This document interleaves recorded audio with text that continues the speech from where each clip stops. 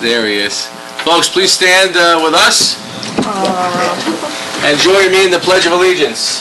I pledge allegiance to the flag of the United States of America and to the republic for which it stands, one nation, under God, indivisible, with liberty and justice for all.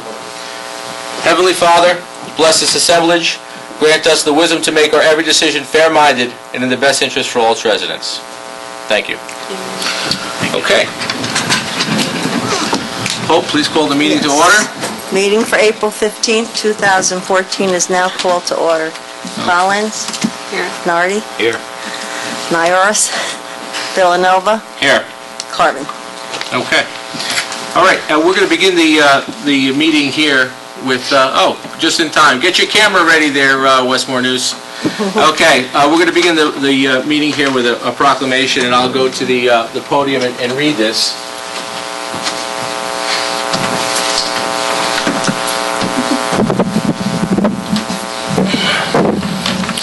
So we have some distinguished guests here this evening, and as I speak, everybody will quickly realize who they are and why they're here.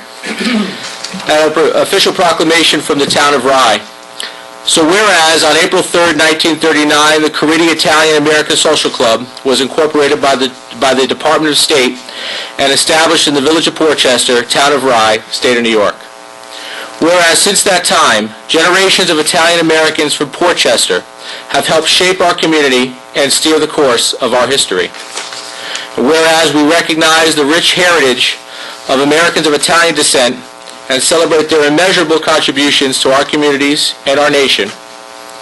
Whereas bound by values of faith and family, Italian Americans have flourished in all areas of our public and economic life while preserving their proud Italian traditions. Whereas upon arrival in the United States, the Italian American community faced racial, social, and religious discrimination. Yet, Italian Americans have persevered with hope and hard work to reach for the American dream and help build our great country. As proud service members, they have also defended the liberty and integrity of the United States since the Revolutionary War.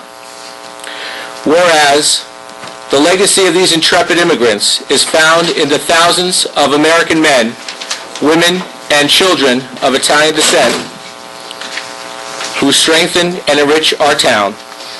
And whereas for 75 years, the Caridi Italian-American Social Club has maintained a strong presence in our community, shared their rich Italian heritage and culture, and for generations have made the town of Rye the place they call home, raised their families, and have built their businesses. And whereas the Caridi Italian-American Social Club celebrates its 75th anniversary during 2014, it is hereby resolved that I, William J. Villanova, Deputy Supervisor of the Town of Rye, by virtue of the authority vested in me by the constitutional laws of the Town of Rye, do hereby proclaim today, April 15th, as Caridi Italian-American Club Day in the Town of Rye.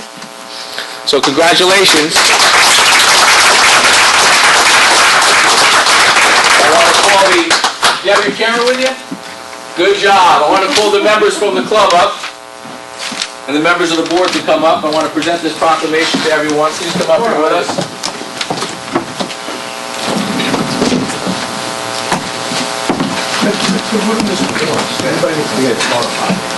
Absolutely. Why not? That's okay. No, you stand right there. You're fine. Did Bob? Paul, make sure you're there with us. I mean, I do. I get the back.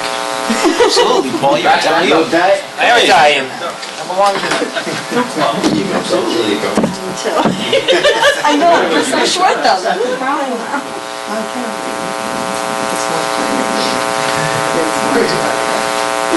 Okay, everybody can see my face? Yeah. Wait, Hope, can you actually see my face? Yes, I can. Okay. She's lying.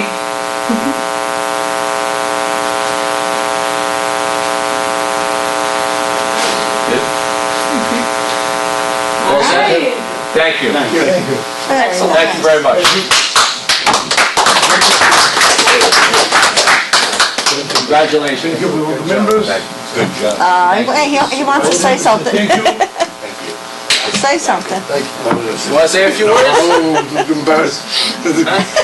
Nice seeing you, I want to Eddie. say thank you to everybody. Thank you. Congratulations and thank you. You want to say something? Yeah. Hello. The Vice President wants to say a few words. How are you? Congratulations. I thank you, the Village of Portchester and the Board of Trustees to recognize an existence of the club. And again, Mr. Villanova and the Board of Trustees, thank you very much. And we appreciate all your concern and care. Thank you. Thank you.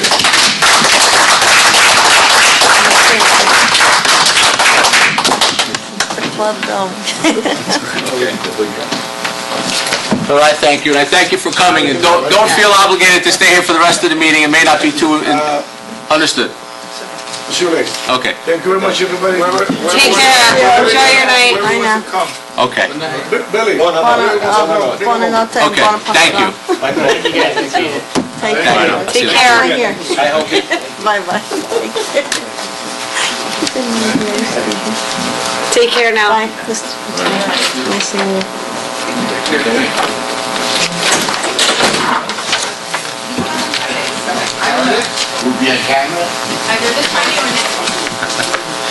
The presentations like that are obviously important, that we recognize people, but for me, for these gentlemen and these families, this is a group of people that they never ask for anything. They contribute to our community, and they really are part of the fabric of our community. And just recently, I found out that they were celebrating 75 years. And we're hoping to make sure that they march as a family, all of the families and children and grandchildren in the Columbus Day Parade this year in Portchester. So that's important. It was a thrill. I'm so glad that we got to be a part of that. And, things like this, we have to make sure we capture these moments photography-wise and make sure we put them on the website You're right. remember them, Okay, we have a presentation this evening from Energize New York. Bishop, is that person here? I don't see them. Okay. They were scheduled to be here at 8. I'll give him a second call in a little bit. We'll go to our next presentation. This is our tax assessor, Denise Knauer. I prepared a little PowerPoint. Hopefully it'll be brief. Let Bishop get you going.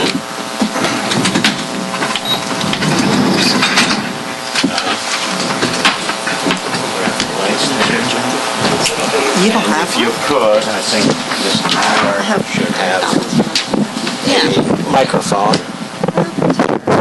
so that people can That's it. hear you. You're done.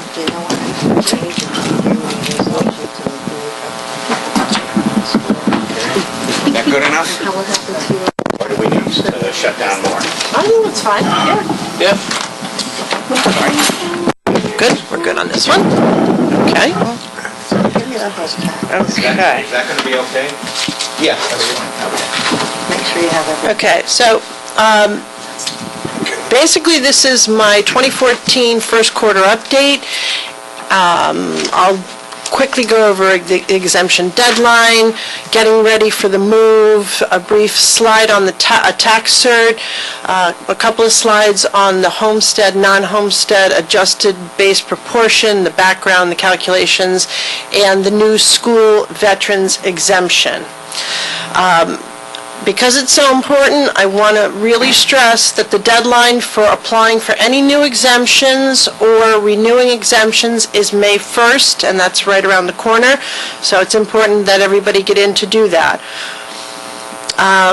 In getting ready for the move, I'd like to express particular thanks to Maria Rapocchio. She literally got her hands dirty with me down in the basement going through the old files that we could get rid of based on the record retention schedule in time for the shredder.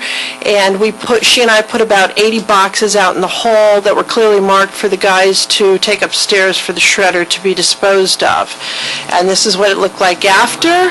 Awesome. And so we are getting ready. Holy cow. Yeah, that was a good project. The second part of the office organization getting ready for the move is that we are trying to purge as many of the dated documents from as many of the exemption files as possible so we don't have to move them. And we are also starting an aggressive scanning project. I reached out to the high schools last month to see if there was somebody who might want to volunteer to help us out, and Portchester High School was kind enough to introduce us to Adiola Okanoya. Hopefully I pronounced that correctly.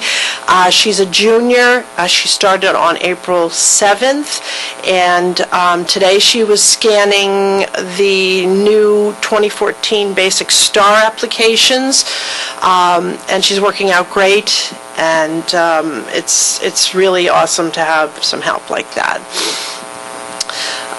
Regarding tax certs, another one bites the dust. We were notified by our attorney Jeff Binder that Portchester Gas at 230 Boston Post Road has indicated they're going to discontinue the tax cert, so that's good news. With regard to the homestead and non-homestead adjusted base proportions, there were a couple of questions that came up at the last town board meeting that I wanted to address. Plus this evening, I'm asking you to pass the resolutions for the school portion of these homestead, non-homestead percentages. So the background to this is that prior to reassessment, residential properties tended to be at a lower level of assessment than the non-residential properties. And then after reassessment, they tended to bear a larger share of the tax burden. The homestead option helps prevent a large shift of the tax burden to the residential class after reassessment. And I believe the homestead option was adopted here back in 04 or 05. One of the questions came up that Supervisor Carvin asked is what happens when a project is added to the taxable assessment roll, and basically the calculations are made based on the net change of property that is added to or removed from the roll, as well as property appreciation or depreciation, which is what we've been experiencing in the past few years. This chart shows all of the adjusted base proportions for the various taxing entities for the 2013 roll that determines the 14-15 taxes. And in the top chart, let's see if I can use this, up here, you can see that the town of Rye Brook, the village of Rye Brook, and Portchester schools were all affected by the IDA exemption that came off of the property at 760-800 Westchester, the former General Foods headquarters and Philip Morris headquarters Altria property. So the shift was that the commercial portion picked up a higher percentage of the burden, and the residential portion went down. So you can see it for the town went from 69 to 67, 68, 69.5. So these are the percentages from last year, so you could compare the two. I know that was a couple of questions asked about the town and the village of Portchester that we approved last month. And Deputy Supervisor Villanova had asked about what would the percentages be if there were no adjustments. So I just basically took the assessment taxable totals, and the residential portion is 75%, and the commercial or non-residential portion is basically 25%. Denise, how long have you been with us now? 6 months. Denise, you have given us a snapshot of what I've been asking for 6 years in 6 months. And that's all we wanted to know is how is this matching up, and give a good explanation. And I want to thank you for that. I don't know. Well, I'm glad I answered the question. This is very important. Yeah, it's very clear and easy to understand. Okay, good. And I can certainly give you handouts of this because you might want to digest it a little bit. It's a lot to take in on one slide.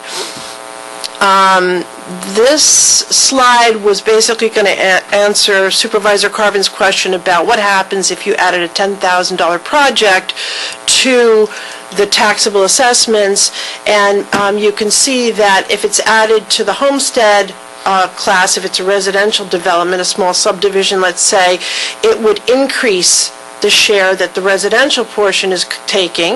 If it were added to the commercial or the non-homestead portion, it was a new shopping center or whatever, it increases their burden.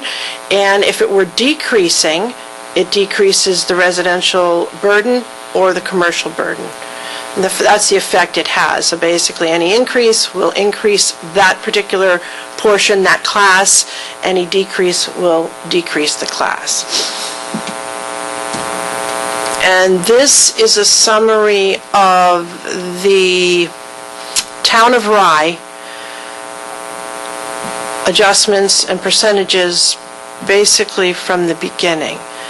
Here I found something Mitch had in the historic records of what the percentage was, again, without any adjustments. And then you can see that the adjustments remained relatively stable for the first 4 or 5 years here. And then in 2010, there really started to become a difference between the residential class and the commercial class. And so now the result is that non-residential is absorbing more of the tax burden. But what I found interesting is that in 2013, this percentage here is almost equivalent to where it started, back in '04.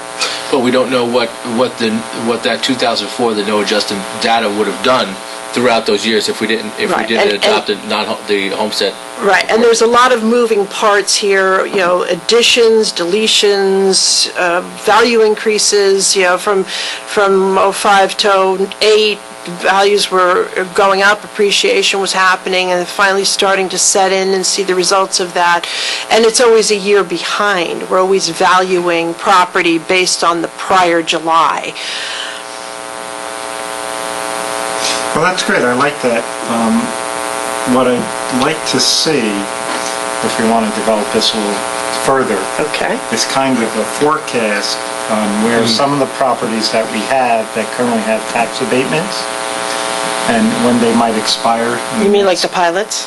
The pilots, yeah, where they might expire in the next 2 or 3 years, what effect that would have, on the tax basis.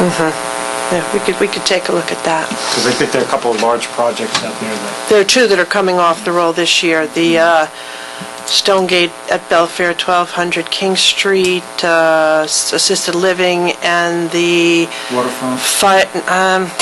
I have to check the list, but I know the Pfizer portion of the conference center at the Doral Arrowwood, that's also coming off the pilot. That'd be sizable. Yeah. Yes. Could make a sizable impact. But I'd like to be able to kind of forecast what that might be. Okay. Even though it would be a rough forecast. So that's it for homestead and non-homestead based proportions right now. If you have any questions, we can go back to that afterwards as well. So now we have the new school veterans exemption, and this is an exemption that affects only the school taxes. All related decisions are entirely up to the district. So far, the Blind Brook district has adopted. Port Chester and Rye Neck have put the decision on hold until they receive clarification on the ability for the schools to discontinue the exemption. That is not written into the law at the moment. The exemption for Blind Brook will be added to the 2014 assessment roll for the 2015-16 school taxes. Now, okay, continue. I'm sorry. Okay. If adopted, veterans already receiving the alternative veterans exemption, also known as the wartime exemption, will automatically receive the benefit. There is nothing that they need to do. They don't need to apply. They will just get it. Veterans who are already receiving the change in level, which is formally called eligible funds, which is basically World War II and some Vietnam vets, they do need to apply, and they need to apply by May 1st. And we sent out letters to them last week with the applications. We've had lots of phone calls and people coming in, so that is in process. And Cold War veterans are not eligible. So this is basically only for combat veterans? They don't have to be combat. They have to be wartime, which is alternative vet. So they have to have served during a period of war, a defined period of war, and that's spelled out in either the application or on the website, or they can call us. And so anybody new coming in, we can instruct them. But if they're already receiving the alternative vet exemption, they don't have to do anything. Understood. Thank you. Basically, in the town of Rye, these are the numbers that we have in each of the school districts. Some of those numbers overlap, but each of them receive a specific percentage exemption. So you may have somebody who's getting combat and disabled, or non-combat and disabled. So the numbers aren't necessarily exact, but those are the exemption numbers that are being given out.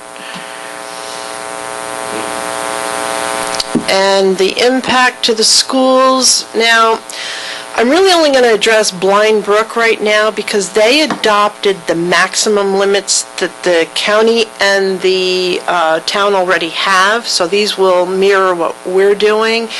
And I took a look at if somebody had the maximum in each category and we applied the current tax rate, those savings in the last column would be what they would be entitled to. So if you had,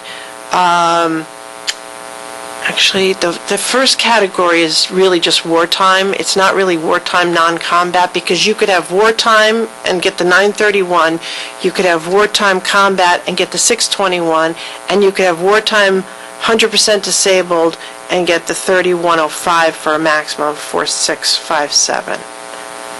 And the people who have the change in level, we have to analyze if they're combat, if they're disabled, and determine where they would fall in those percentages. So the final numbers of the impact to the schools, we really don't have what those numbers will be just yet until it all happens. Is there there's a specific guide that you have to apply all of this? Yes. Okay, and the state of New York provides support with interpretation and help? Yes, and they're supposed to provide us with the new codes that have to go into our database. They said they're doing that on May 1st. Okay. So hopefully that's coming. And, was that the same slide?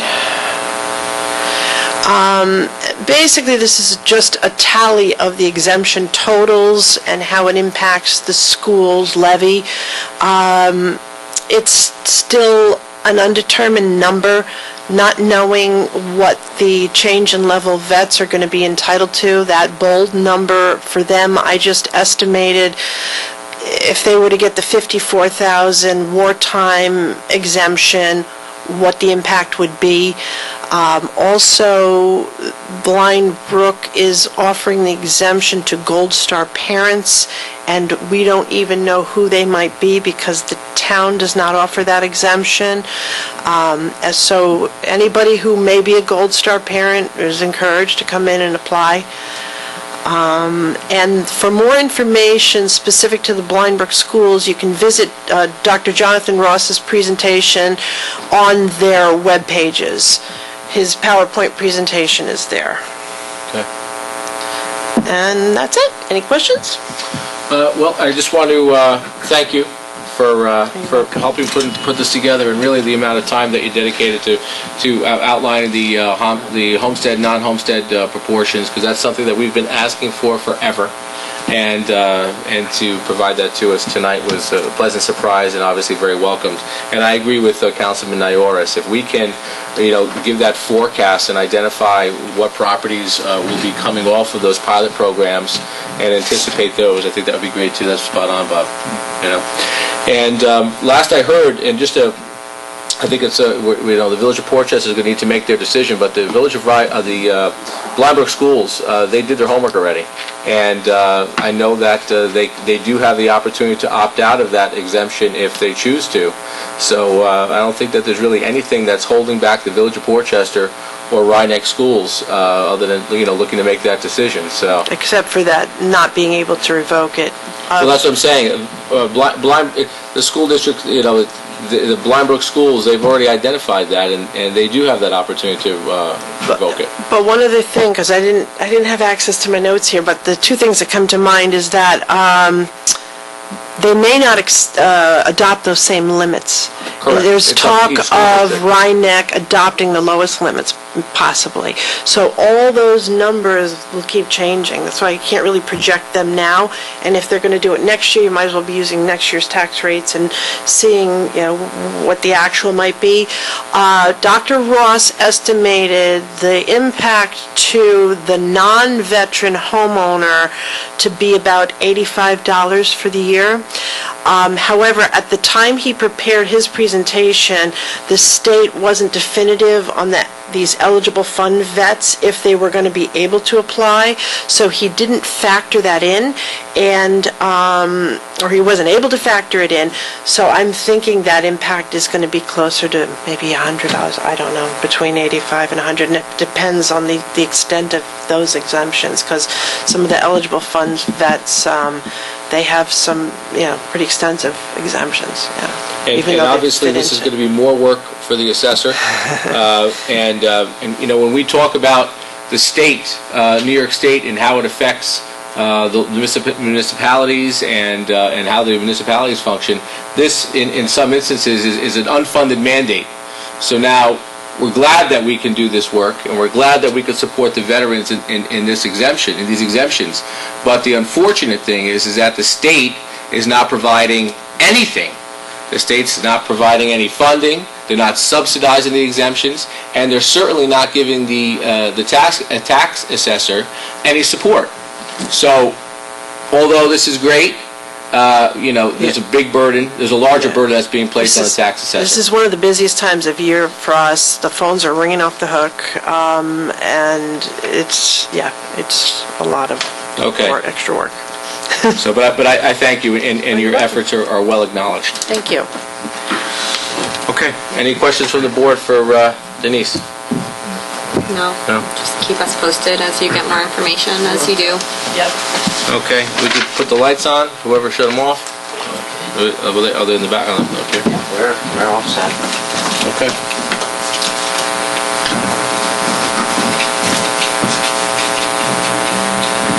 Could we put those on too?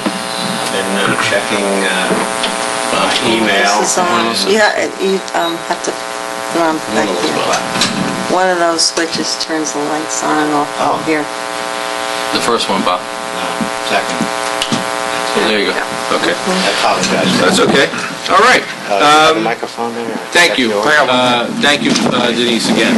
Okay, and now the chair will entertain a motion to approve the minutes from March 18th. So moved. And do I have a second? Second. Hope, please call the roll. Sure. Collins?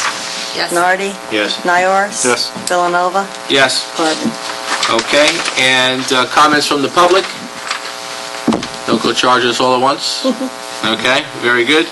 And now we'll go into our resolutions. So, Denise, please give us the update here on these resolutions. Thank you. Good evening again. Basically, I am presenting to you the three resolutions for the school districts for the adjusted base proportions. If you have any questions, I can...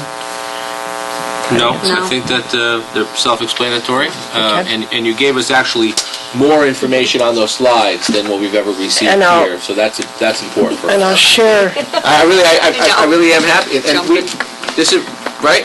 Bob, you've been with us, right? Yeah. We've been asking for this information a long time.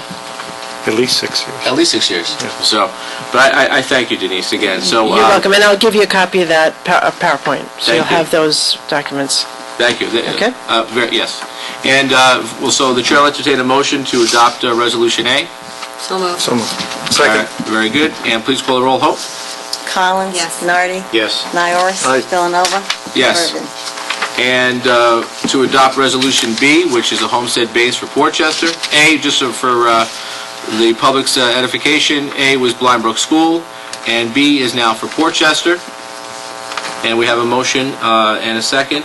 And please call the roll, Hope. Collins? Aye. Nardi? Aye. Nioras? Aye. Villanova? Yes. Urban. Okay, and C is the homestead base for Rye Neck School, and the chair will entertain a motion So moved. and a second, Second. and please call the roll. Collins? Yes. Nardi? Yes. Nioras? Aye. Villanova? Yes. Urban. Okay, and now D, letter D, is a resolution for work at Crawford Park for gardening. And Mr. Nowotnik, if you could just give us an overview on this and just give us the background on how you came to these the RFP process and then the people that submitted bids. Yeah. Okay, this situation came about because the Friends of Crawford Park have been working in Crawford Park for several years, long before our administration arrived. But they lately have been having some difficulty in terms of fundraising. They did not have their run for Crawford Park, for example. They're seeing a significant diminution in terms of the funding that they've been able to collect. What they have done is they've maintained over the years the various gardens throughout the park. And in our conversations, they're starting to indicate that A, because of the lack of funding, B, because of the lack of active membership, they just don't have the ability to be able to maintain the gardens as they have been doing. So we looked at it and we understood that, the gardens in Crawford Park do have to be maintained. It is not something that you want to let all that work and investment, go sour. So we worked with the Friends of Crawford Park. You can look in the RFP section. I think it's page,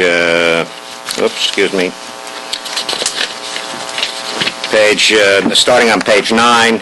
You'll see all the specifications in terms of the work that we're looking to do, as well as you'll see an identification of all the various gardens that are there.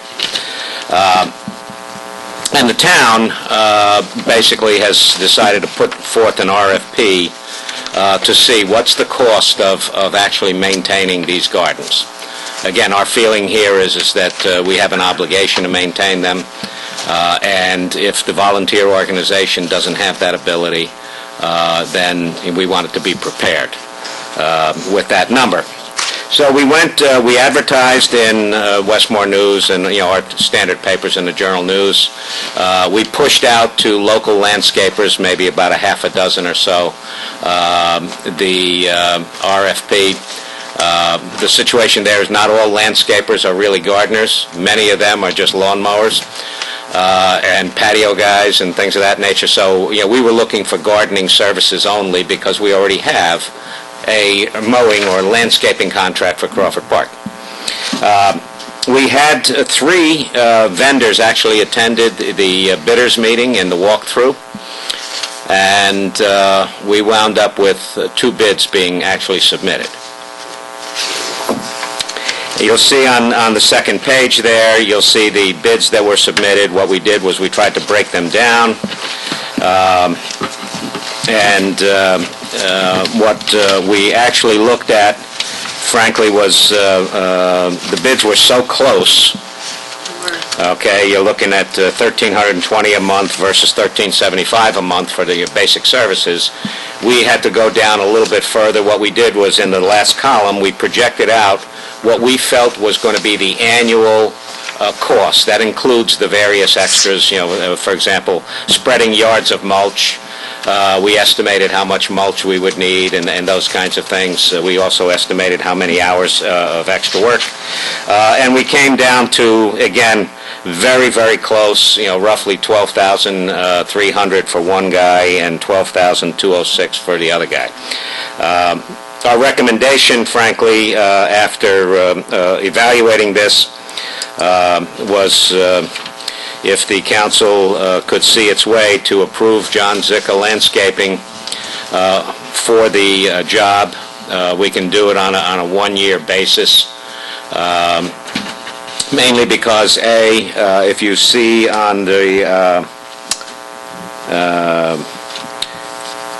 estimated weekly hours, for example, Zicka has included 12 hours a week of work versus 8 hours for Scanlon.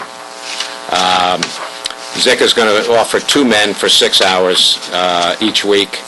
Scanlon's offering 1 person to come in.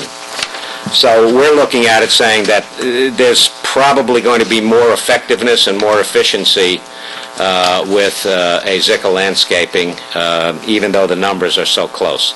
Also, Scanlon is located in New City, which is in Rockland County, as opposed to Zicka is a local landscaper here in Portchester. Bishop, how many gardens are we looking at Crawford Park? If you go to page 9, page 10 rather,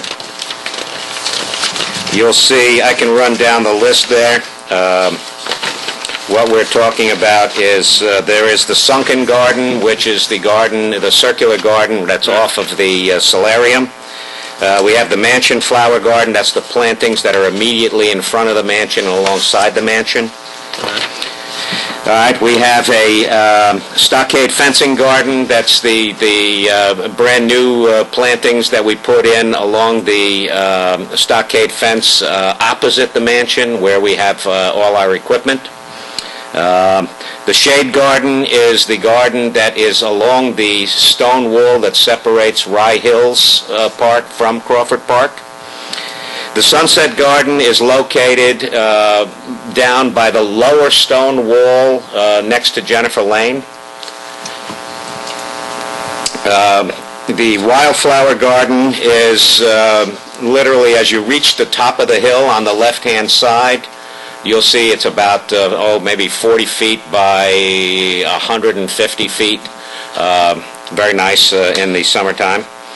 The privet hedge garden is something that we put in plantings. That's the privet hedge that separates the mansion area from the baseball area, from the baseball and soccer field.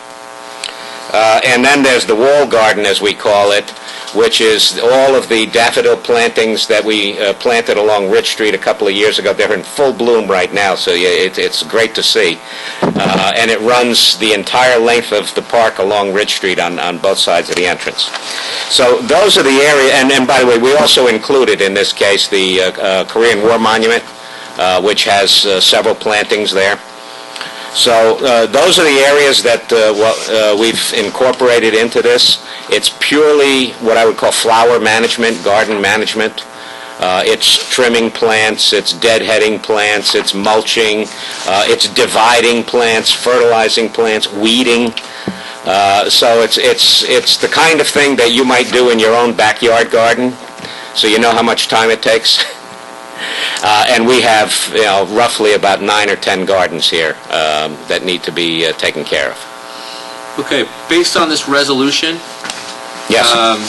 Based on the resolution as it's written, I'm suggesting that we go with Scanlon Landscaping. Okay. If the resolution was written differently, then we could take other things into consideration.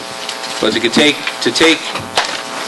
other items in consideration would be purely speculative to forecast what the cost would be. So if we go to the does everybody have this the Crawford Park gardening services? Okay, no. This one here. You got this one, Bob? Yeah. All right. So now, if we just go to the monthly service cost, okay, and if we go to the resolution, you're using the annual base compensation as the figure in this resolution. That being said, I would have to support using Scanlon based on this resolution. Well, if you look on page 5, what we call evaluation criteria. And, I accept that, your opinion there. You'll see that the Town of Rye, at its sole discretion, following an objective evaluation, will award this contract to the most responsible and responsive contractor. The proposals will be evaluated on a best overall value, including but not limited to the completeness and content of the proposal, pricing, quality, and the contractor's ability to follow the specifications, etc. I mean, that's what we took as license to be able to look at, for example, the number of man-hours that are included in the base price. And we saw that there was, we thought, significant value in looking at the 12 hours that Zika Landscaping has included in his $13.75 versus 8 hours a week that Scanlon has included in his $13.20. Who will monitor the hours that are dead? And here's my concern. My concern is that there is already at least, I don't know how many contracts or how many projects, Zika is working on at Crawford Park or working on with the Town of Rye. He has one contract, which is the handyman contract, which, if you remember, was about $42,000, if I recall. Okay. So my concern is that there are hours that are being dedicated to that. Who is monitoring the hours that are, because if the board is led to make a decision based on the amount of hours that someone is working at the park, who's going to monitor those hours? Well, the Friends of Crawford Park are still going to have their hands in this. They want to be able to supervise. If you look at the specifications on page 8, I think it's page 8. Hang on a second. I'm sorry, page 9. What you'll see is right in the first paragraph, the gardens at Crawford Park are designed and maintained by the Friends of Crawford Park and are subject to direct supervision by designated members of the group at all times. The following maintenance rules will apply, and you go into, the fact that they're going to control what plants are touched. All right. So they're going to have somebody there on the designated day that the gardener is going to come in. If that's a Friday, they will have one of their people there to work with the gardener in terms of, we need to do this to the rose bush, we need to do that to the azalea, etc. So, quite simply, the contractor is not left to their own devices. They're going to be working directly underneath the Friends of Rye Town, Friends of Crawford Park. I think someone from the Town of Rye should be looking over those hours, not from the Friends of Crawford Park. We're paying for it, especially. Yeah. Well, we do have, George Hogben is our caretaker there, and certainly they could, he could log. My point is the responsibility shouldn't be solely with the Friends of Crawford Park with regards to the work being done by the gardeners in this case. Let's see, I think we've covered that as well. Hang on a second. Part of that, and I agree with Councilman Nioras, part of that is, this is a burden that the Town of Rye is taking on for the Friends of Crawford Park. Yes. And so, this is a financial burden. And while, we would look to gladly do this for the betterment of the park. And are we to also, as part of this project here, as part of that understanding, is that the Friends of Crawford Park is providing, what are they providing? Well, that's something that we still have to work on. I mean, I'm hopeful that the Friends of Crawford Park will be able to provide some funding for this. I mean, prior to this, they were paying all of it. What about plants and all the items that go with this? They're still going. Trees, plants, bulbs, seed. They're still going to do that. For example, if you look at the original memo, I think I tried to explain.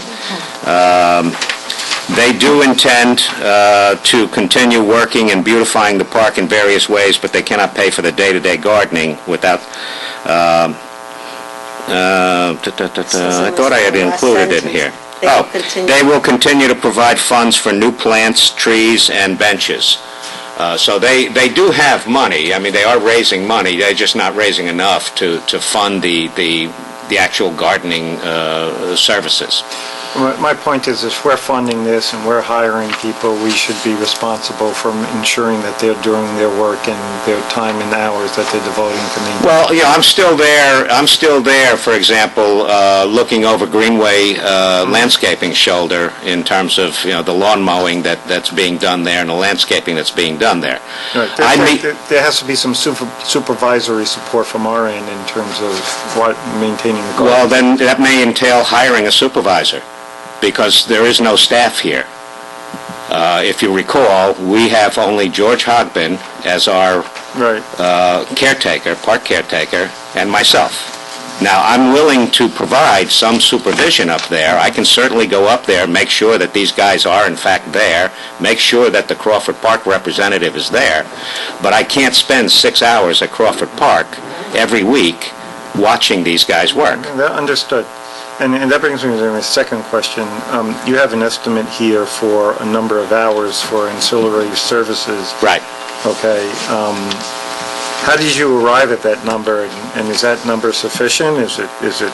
Well, that number is purely a number that says, hold on a second, there is a significant difference in the two proposals in terms of the cost per hour for extra man-hours. It's $55 versus $29.50 an hour. Depending upon the number of hours, depending on if you chose a lesser for example, amount of hours. Right, in the past. It would swing it between one vendor and the other. Absolutely. I'm just trying to understand, is that a realistic number? Is it a heavy number, a light number? I think it's a... what would that entail? I think it's a realistic number, to be honest with you. I'm looking at it. That entails, by the way, that's based on one extra man-hour per week, average, or 4 hours per month. And we're just talking about a contract from April to November. That's correct.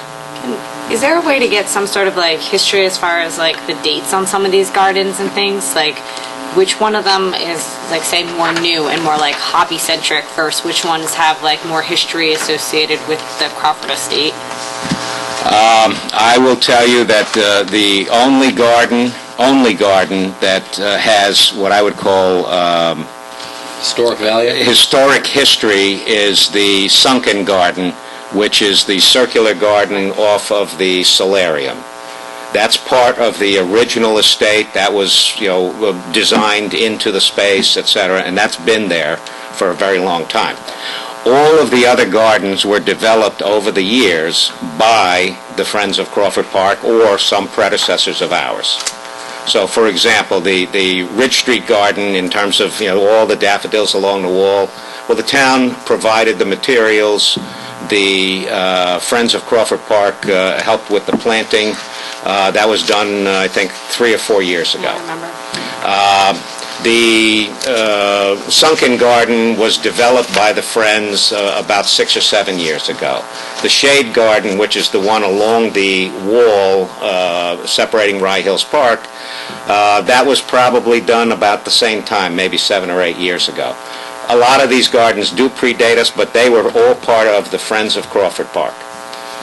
I'm an avid gardening. I mean, every weekend that's what I'm doing. I know how much work it is, and I know how expensive it is, and I think that this is a larger scale discussion for the future too. Here is I agree. something we need to talk about again. Okay, so Well, no, I was going to say, with your moving, just a little off subject, is John's been helping you people move and stuff, hasn't he?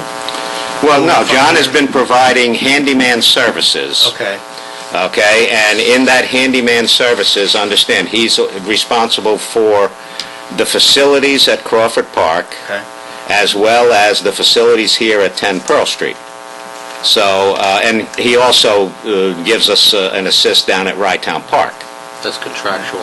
Right. That's all part of that $42,000, and he gives us X amount of man hours. He provides X amount of cleaning services and those kinds of things. Well, me personally, I'd rather see somebody from Portchester that's in the town of Rye get the job than somebody that's in Rockland County. I'd rather see somebody in town get the job. Okay. That's my opinion.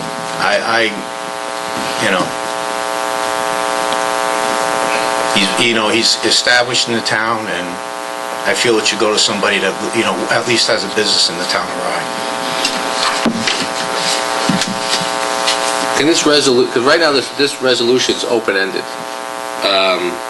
You're going over an annual basic compensation, and so you're speculating that the actual cost is closer to $12,000 and not 96.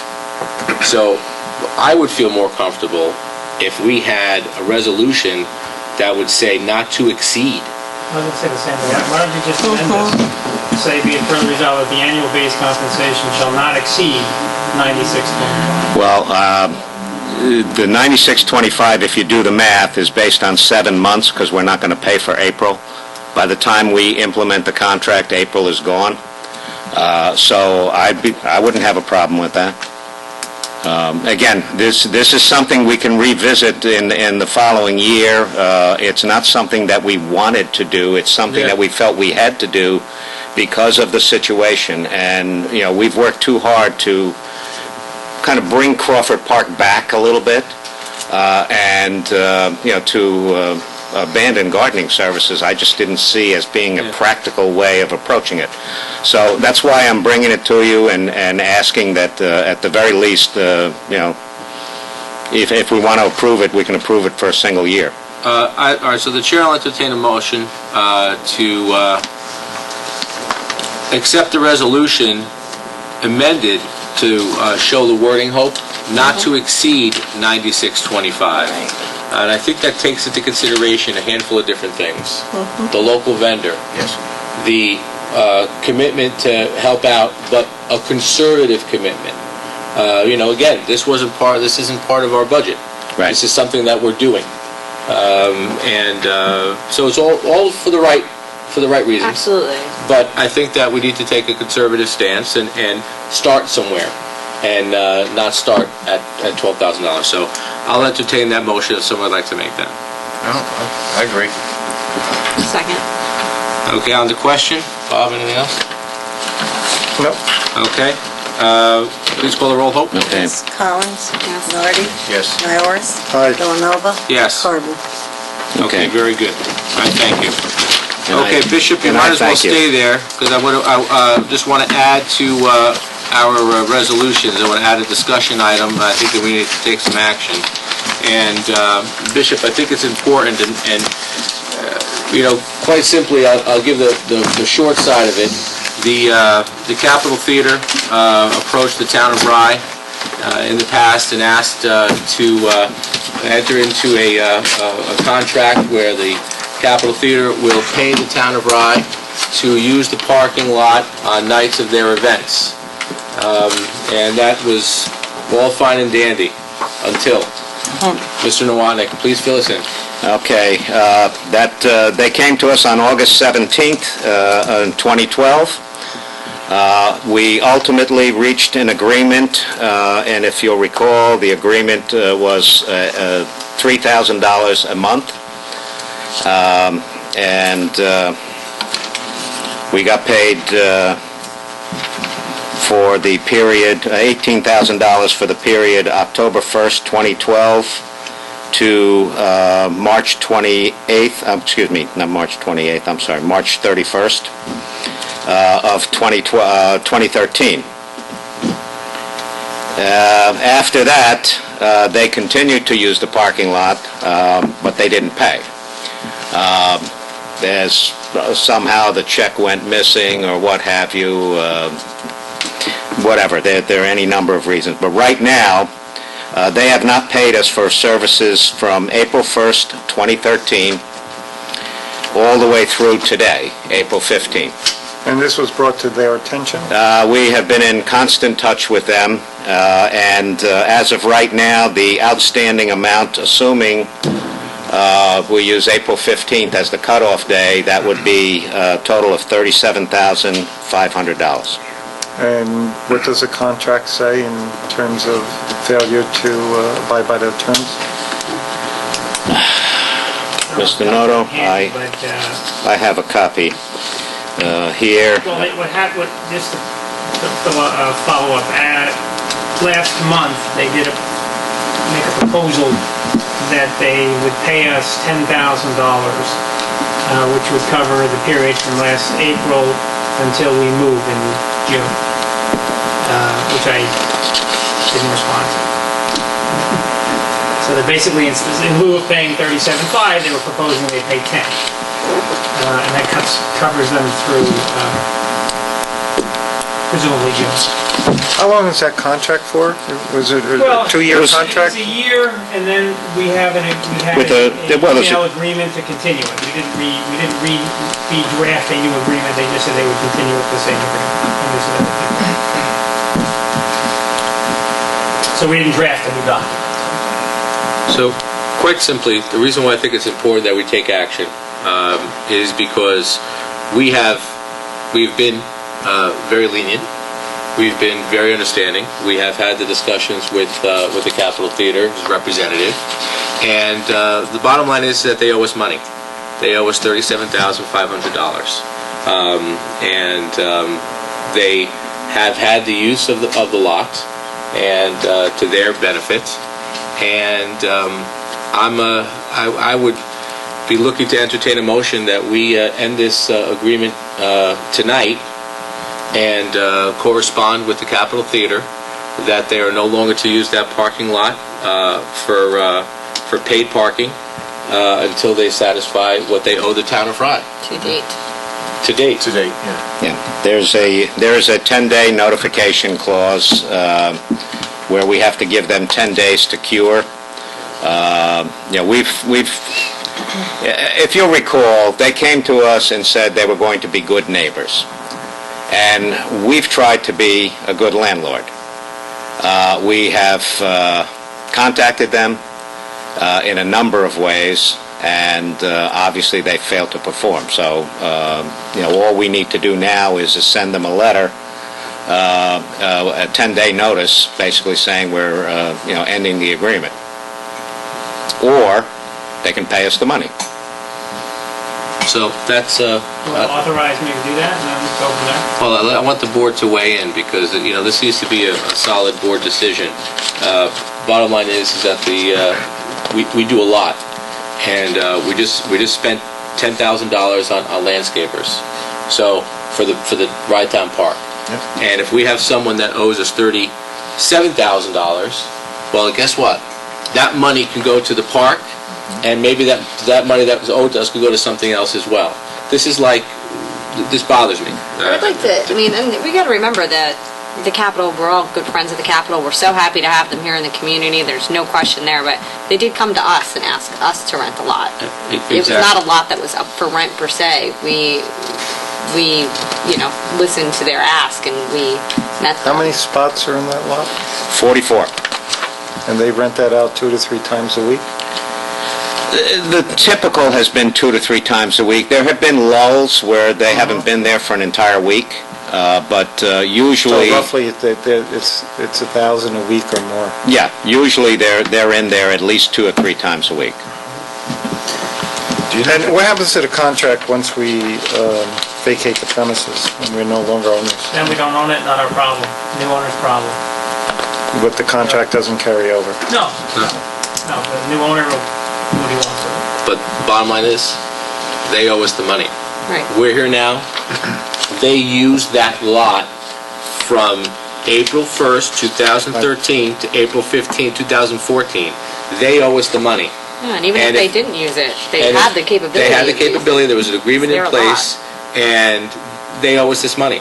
And I strongly feel that we need to set a precedent. We need to send the... I'm in favor of sending a letter giving them 10 days to cure. I'm in favor also. That's mine. Okay, so... Okay, so very good. So you can resolve to authorize the town attorney to send a letter, 10-day notice. If they cure, then they're back using it. If they don't cure, they vacate.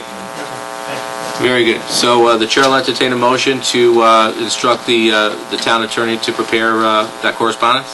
So moved. Do I have a second? I'll second. Oh, please call the roll.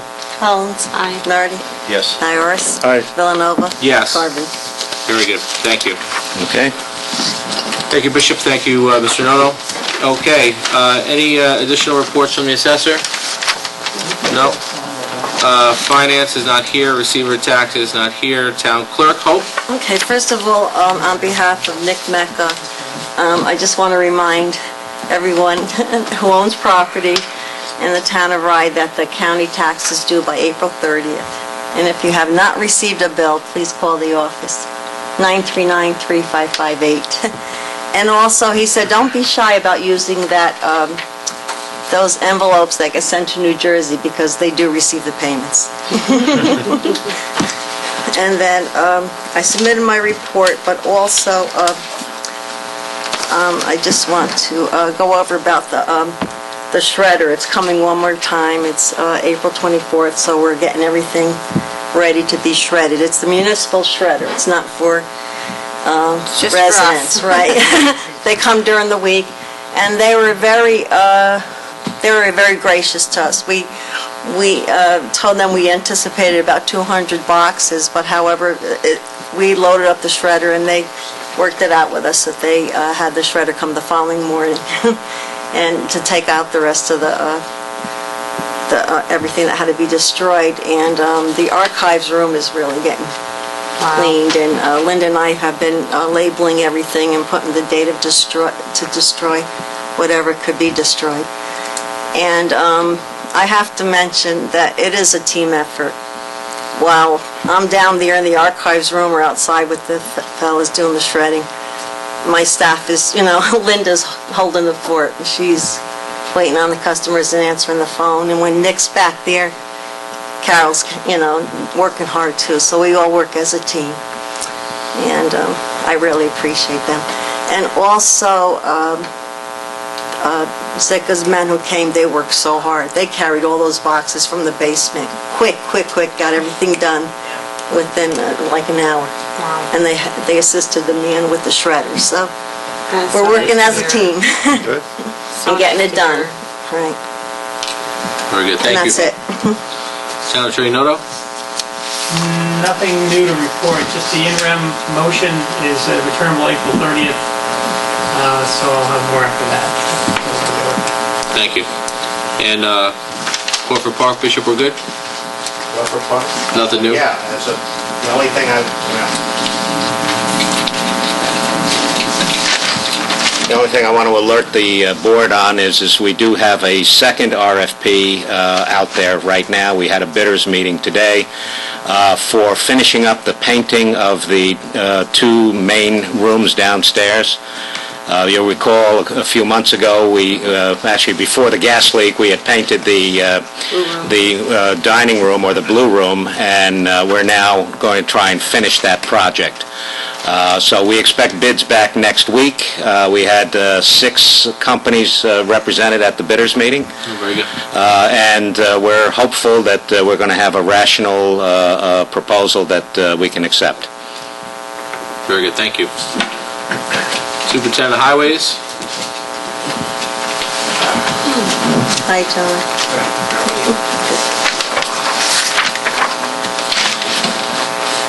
Good evening, council members. Has everyone seen the report? Yes. Any specific questions? Or Just give us an update. Obviously, we see that Jefferson Avenue Bridge project is coming to a close. Just give us a good update on the South Barry Avenue Bridge over Otter Creek. Okay, the consulting engineers are meeting now with some of the local painting contractors to do this restoration and maintenance phases of the repair to the bridge.